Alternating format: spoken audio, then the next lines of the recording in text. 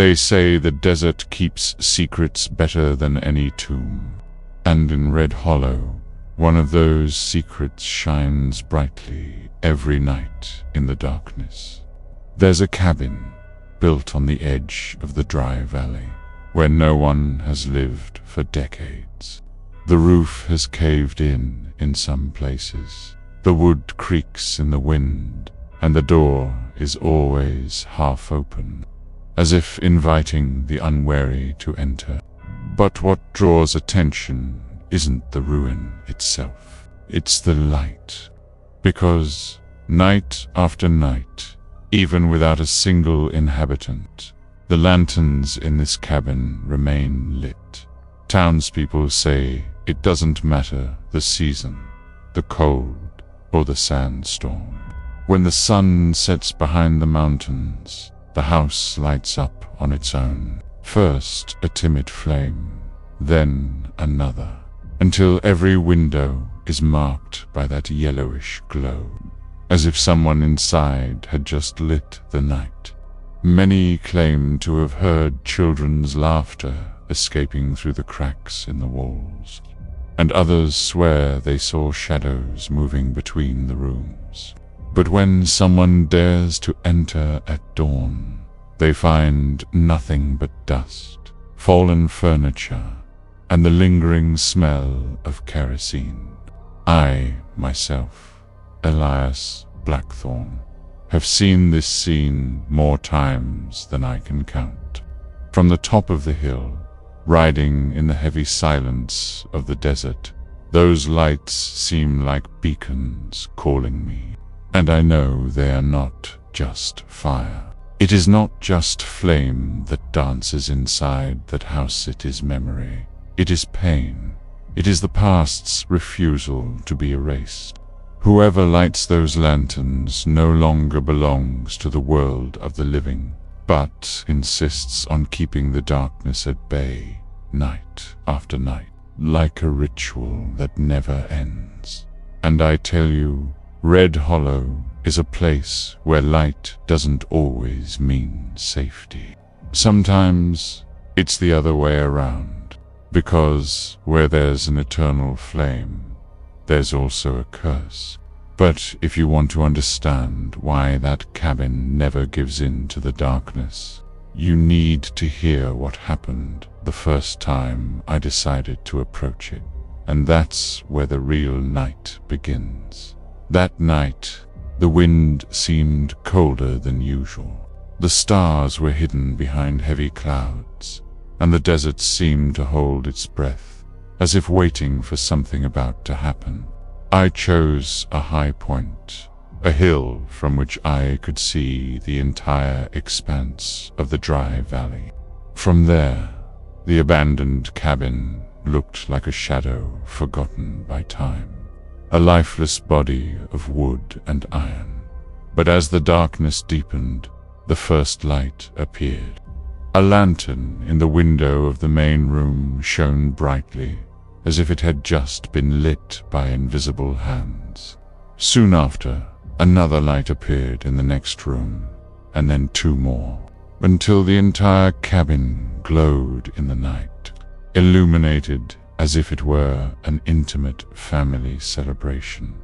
My horse stirred, neighing softly, trying to get away. Animals sense things we pretend not to.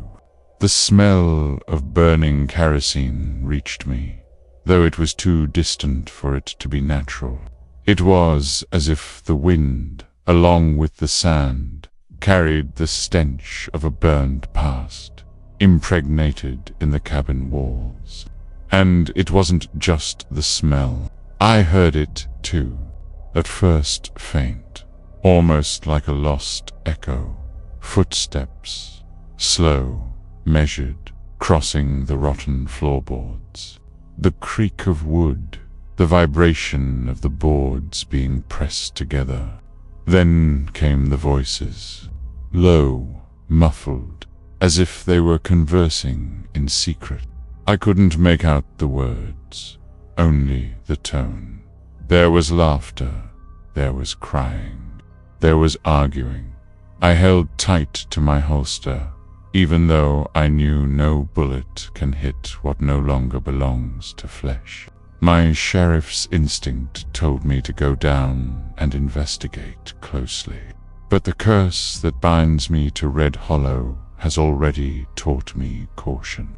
It wasn't the first time I'd seen the house lit up, but I'd never waited so long, silently, just watching. And the longer I waited, the clearer it became that those lights didn't obey the rules of this world. Suddenly, I saw a shadow pass in front of the window. The silhouette was that of a woman, holding something that looked like a lantern. She walked to the porch and stopped there. But the most terrifying thing was realizing that there was no body to support that shadow. It hovered, fluid, as if trapped between two worlds. Behind her, other, smaller figures moved. To children, perhaps, running around inside the house. And with each step, the lanterns shone even brighter, as if responding to their presence. Time seemed suspended. Neither crickets chirped nor coyotes dared howl in that part of the desert. Everything remained utterly silent, except for the constant creaking of wood and the soft sound of flickering flames. The scene had something hypnotic, as if the cabin itself were a trap for the mind. It was impossible to look away, impossible not to be drawn in by that spectacle of fire and shadow. As I watched, I understood something that had escaped me until then. Those lanterns weren't just a warning. They weren't just the echo of a past that refused to be erased. They were an oath, an ancient pact, sealed in pain, that bound those souls to keep the darkness at bay. An endless vigil, night after night, as if extinguishing them would open the doors to something even more terrible waiting outside. I didn't dare move. I remained there, motionless, as the flames danced and the shadows continued their ghostly routine. For the first time in a long time, I felt I was witnessing not just a haunting, but a ritual, something sacred and profane at the same time, maintained by hands that no longer belonged to this world, but insisted on protecting or condemning the cabin to the eternity of light. After long hours of watching from afar, I realized my vigil wouldn't be enough. The cabin seemed to beckon me, as if each flicker of the flame were a silent invitation to cross the distance that separated me from it. I descended the hill slowly, feeling the sand and stone ground give way beneath my heavy boots. With each step, the glow of the lanterns grew more intense, illuminating the path like torches, guiding me into a secret I perhaps didn't want to know. When I reached the wooden gate, I saw it was open, propped up only by one of its rusty hinges. The low creaking indicated that the wind was blowing through. But I felt as if someone had just entered, leaving the passage wide open. I took a deep breath and walked forward. The silence of the desert gave way to a constant murmur, as if voices were mingling within the light itself. On the porch, the wood seemed alive. Each board vibrated as if invisible footsteps were walking across it. I rested my hand on the doorframe, and the cold I felt wasn't of wood or iron. It was the cold of something that never belonged in this world. The flames of the lanterns, seen up close, were unusual. They flickered as if breathing, as if each flash were the sigh of a trapped soul. I walked through the door and was overcome by a whirlwind of sounds. They weren't screams, but fragmented conversations, as if several people were speaking in different languages at once. Some voices were soft, almost like prayers. Others carried anger, heated arguments that seemed endless. I heard children's laughter running around, but there were no bodies, only figures, shadows that crossed from one room to another, passing through walls, like echoes of a past that found no rest. The broken furniture, covered in dust, contrasted with the vivacity of those presences. It was as if the physical space had died, but time still lived within, repeating itself night after night. As I approached the main room, I noticed something even stranger. The flame of the lantern on the table matched the rhythm of the voices. With each laugh, it brightened.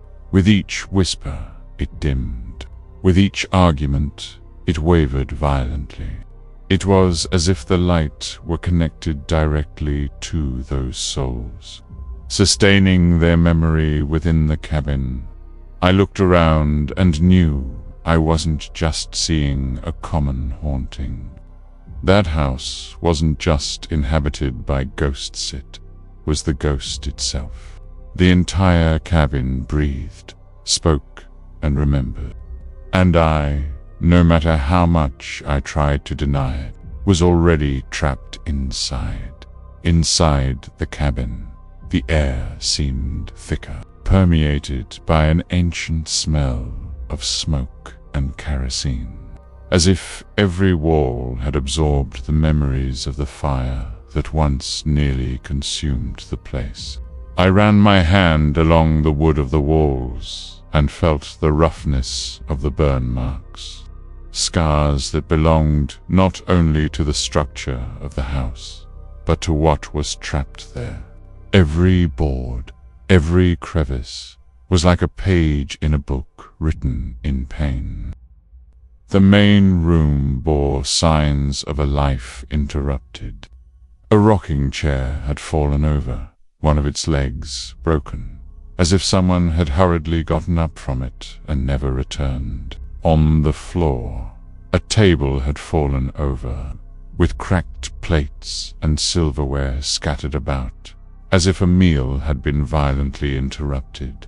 The wall clock had stopped, but the hour hand trembled on its own, as if trying to insist on continuing the countdown. Crouched down before a dark stain covering part of the boards.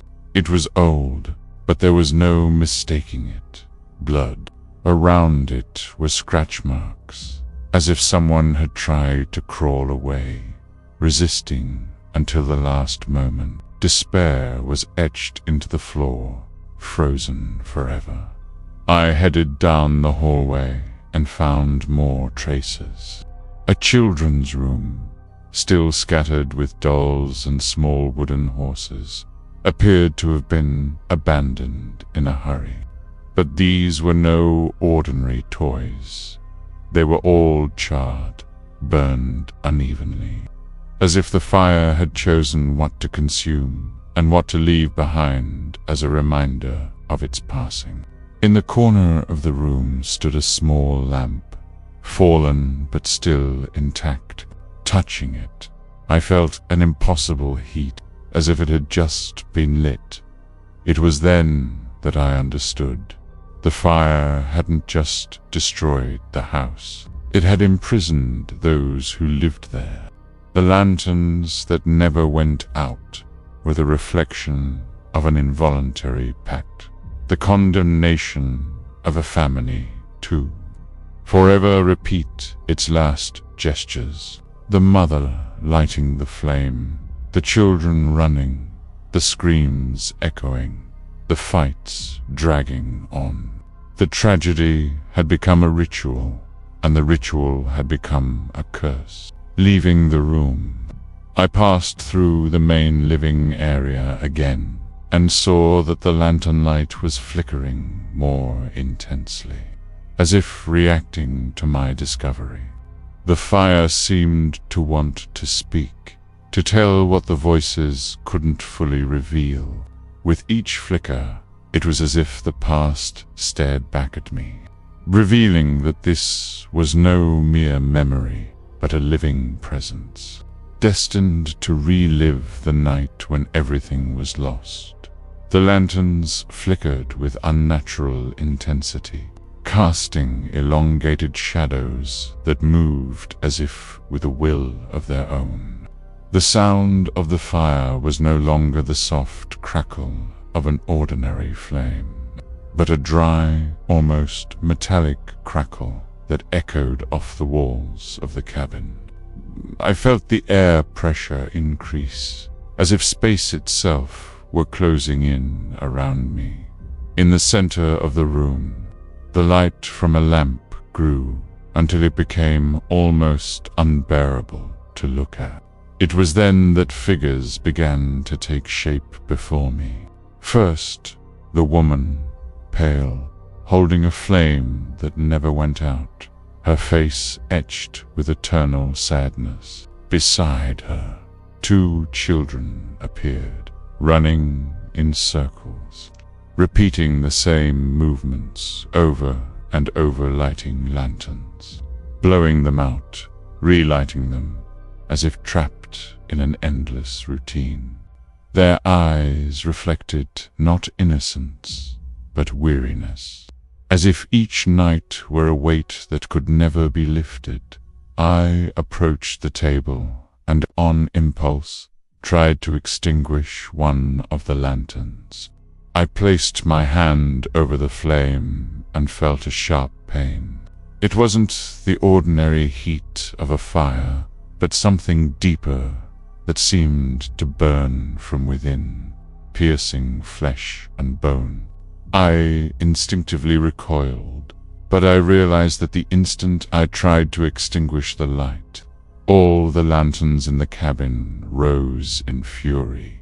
The flames grew, red as fresh blood, and shadows writhed along the walls, like arms trying to grab me. The woman's face turned to me, and for the first time I heard a clear word amidst the whirlwind of voices. Never. The word echoed through the cabin, repeated in chorus by the children, by the walls, by the flames themselves. They would never go out. They would never rest. They would never allow darkness to take over. With each step I took backward, the light followed me, as if trying to swallow me. The fire from the lanterns not only illuminated the cabin, but also revealed fragments of something even more terrible. The figures of other residents, perhaps neighbors, perhaps travelers, who at some point had gotten too close and been consumed by the pack. Their faces appeared among the flames, distorted, crying out for release or revenge. I understood then that those lanterns weren't just memories or mourning. They were guardians of something that couldn't be released. The family was doomed to keep the light burning, not by choice, but by obligation. If the fire went out, something hidden in the darkness would be released, something that even trapped souls feared. And I, by trying to challenge this balance, had nearly opened the door to what was hidden in the darkness. I left the cabin with heavy steps, as if every creaking board under my boots was trying to keep me inside. Outside, the night air seemed lighter, but there was no relief. When I looked back, I realized that all the lanterns were still lit brighter than ever, like watchful eyes fixed on me. The light didn't flicker. It didn't falter. It didn't ask for rest. It was as if it wanted to remind me that I didn't own this night, and, contrary to what I thought, I never had. The desert around it seemed dead, but that hut remained alive, sustained by the eternal flame and the curse that surrounded it. It didn't matter if no one lived there anymore. The house breathed, remembered, suffered, and more than that, it watched. Because, as I walked away, I clearly felt the flames following me, reflected in my eyes as if they wanted to live inside me too. I understood that the family wasn't just trapped in a cycle of pain. They were guardians of something inescapable. The fire didn't shine to protect the living, but to keep something even darker locked within the shadows. And I wonder if one day, by chance, those lanterns go out on their own, what will be unleashed in the heart of Red Hollow? The weight of that thought followed me up the hill. Every time I look back, I see that cabin shining in the darkness, like a cursed beacon in the middle of the desert. I know that as long as Red Hollow stands, the lanterns will remain lit. And I also know that one night they may fail. And when that happens, no one, not even I, will be prepared for what will emerge from there. Now, I ask you who heard my voice, what do you think will happen if the lanterns go out? Will the spirits finally rest, or will something much worse awaken? If you have a theory, leave it in the comments. Don't forget to like this video and subscribe to the channel, because in Red Hollow, the night never ends, and there are always more stories waiting to be told. And if you dare continue this journey through Red Hollow, don't leave yet. The next video is already there on your screen, waiting for you. But be careful. Each click is a step deeper into the curse of the Old West. Choose to watch before the darkness chooses for you.